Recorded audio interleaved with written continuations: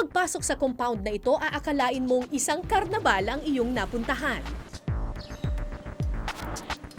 Pero ito pala ay sariling bakuran mismo ni Ramon, ang tinaguriang Carnival King. Sir Ramon, ito ang bahay ninyo, pero hindi ko maisip kung bahay ba ito o theme park eh. Yeah. Ito parang kasi ito na yung showroom natin doon sa mga produkto na ginagawa natin. Special ba sa inyo itong carousel na to? Special po siya. Kasi Oo. siya yung pinakaunang carousel na ginawa namin. So ilang taon na po itong carousel na ito? Mga 18 years old na siguro. Wow! Tulad ng isang karnabal, meron itong kiddie rides, coin-operated cars, go-karts at pati swimming pool kasali rin sa mga atraksyon dito. Lahat ng ito hindi bukas sa publiko, exclusive lang para sa pamilya at kanyang mga kaibigan.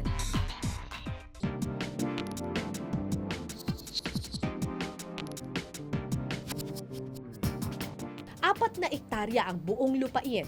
Sa bandang likuran naman, makikita ang kanilang alagang ostrich. At organic farm. Oh my God! Ang laki-laki naman ito! Ang loob niya, parang suha? Hindi, Ganon? parang milon yung loob mo. Parang melon. Ito Tapos yung, anong lasa niya, maasim? Hindi, para siyang tea. Masarap siya pag, ito yung madahon na to, tsaka yung bark niya. Pwede mo siyang pakuluan, gawin siyang parang tea, hindi naman jasmine. Medyo malapit sa yung mga Chinese tea. Hindi, ito mismo, yung Ito, prutas. gano'n din, maros. Matamis? Hindi naman siya matamis. Pero pwede mo siyang lagyan ng sugar pagka i-blender mo siya. Yun. Miracle fruit. Miracle fruit of miracle tree. Miracle tree. So, pwede ba tayo sumakay dito? Pwede. Ginagamit niyo ba ito minsan? Opo. Alright.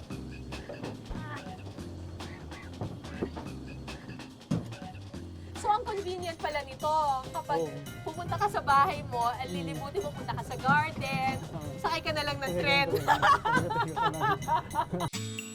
Di tulad ng isang tipikal na bahay, bawat bahagi nito hiwa-hiwalay. Pero hindi ka naman maliligaw dahil meron itong mga pangalan. Dito sa Clara Hall, madalas idaos ang mga espesyal na okasyon ng pamilya. Mas makakatipid daw kasi kung sariling pasilidad ang gagamitin. Wow, ito ang formal dining room ninyo. Usually ito pag may bisita, gano'n? Pag may bisita or pag parang, minsan tikman natin kung paano yata feeling na maging mayaman ba. Kaya talagang full Naka-set. talaga yung yung set ninyo, naka-set talaga. O, tapos may aquarium dito. Sino mahilig sa mga isda? Si Annie, si Yung wife ko. misis ninyo. Siya. Ang dalawang mukha ng payaso sa labas ng silid na ito, nagpapahiwatig na may nag-aabang na sorpresa sa loob. Ito ang inyong Family home theater. family home theater. Oh my gosh! Talagang para siyang sinihan. Oh my God, ang ganda! Dinesign ito ng aking anak at saka ng aking asawa para pag dito kami, pwede kang manood ng pelikula, pwede kang maglaro ng... Parang sinihan talaga, mas maganda pa sa sinihan, yung upuan. Naka-recline siya tapos... Nare-recline din siya. uh, Oh, nice. Oh my God! Ang ganda, ang galing. so pag upo nyo, pwede kang na mahiga, kung inaantok na pwede nang matulog. Dito. Pagsasaka ang tanging ikinabubuhay ng pamilya noon ni Ramon. Sa hirap ng buhay, lumuwas siya sa Maynila. Walang ibang baon kundi ang kanyang mga pangarap. Meron akong isang pinsan ng tatay ko, Chuhen. Nagtatrabaho siya sa Manila. Nakiusap ako, sabi ko sa tatay ko, samahan mo nga ako doon para kausapin natin si Tito Max na kung pwede ipasok ako doon. Kahit anong trabaho lang, sabi ko, para makapag-aral lang ako. Ano pong nakuha ninyong trabaho? Nag-umpisa ako muna sa janitor. Janitor. Opo. Saan po kayo nag-janitor? Yung Philsite pa, yung exhibition company dati sa Ross Boulevard. Philsite. Alam ko yan, yung dating Star City. Yeah, Star City Sa may ngayon. CCP.